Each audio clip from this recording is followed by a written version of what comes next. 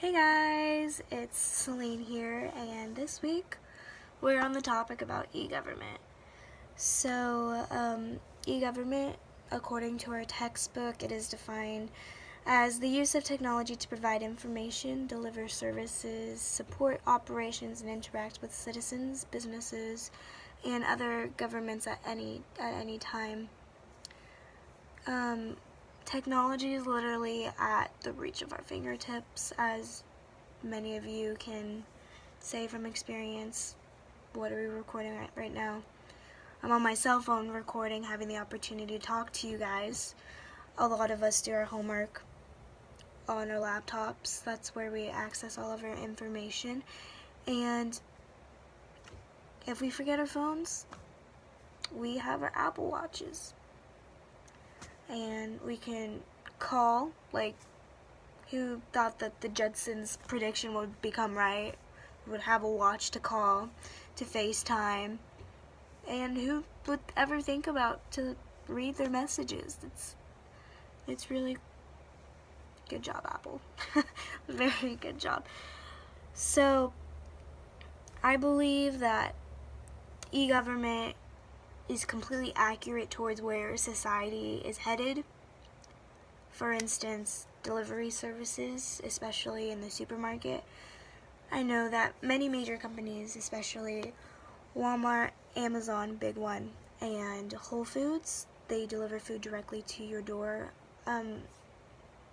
Many of you may remember that Google used to do this. I know that, like, okay, Google, pick up groceries from this location. I know that from prior experience. My grandmother, she wasn't always accessible. She didn't have access to a car at all, especially in San Francisco. So she would had her little laptop, and she would just make a list. And then my aunt she would ask my aunt, "Hey, can you go to the store?" But my aunt, she was working, and she wasn't always around to go to the store with my grandmother. So she called in a favor or whatever, like friends, but no, then she found Google.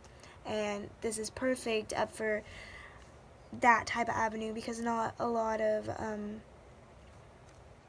older folks, they don't always have, especially the time of day, and they're always waiting, and they're not as independent as they would like to be. For me, with delivery systems like Amazon and Whole Foods and Walmart, delivering it to your door, food, yes, it's like UPS, yes, it's like FedEx. They just leave the package there, but the delivery time, they did a comparison, like on, I think it was Good Morning America, between the three, and it's just crazy how we're allowing people who are complete strangers partially have access to our home, and they know our address, they know the information, they know what we like, and they just leave it on our doorstep.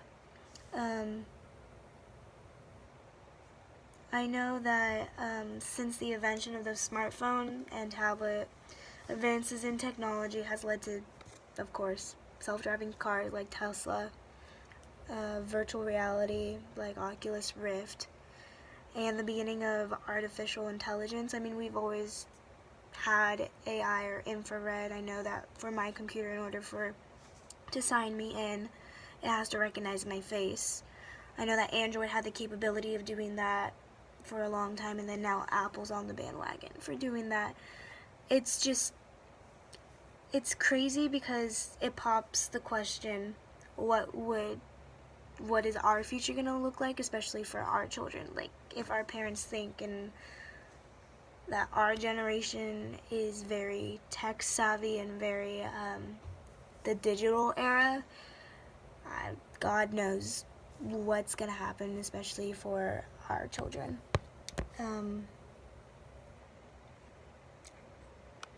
Yeah, it's the impacts. I would say local governments They typically use technology to stay connected with their citizens. Customers, I know, expect that their needs are met quickly. Local governments have now taken the initiative to step up and offer customers a different experience. For an example, social networks. They are becoming more valuable than about 5 or 6 years ago, and how a lot of people were skeptical, like bashing on MySpace or bashing on Facebook or whatever. Websites and social media have had a significant, substantial impact, which is why the government agencies need such an audience to fill that substantial impact. For an example, I know in my town, the Delta Transit, the bus,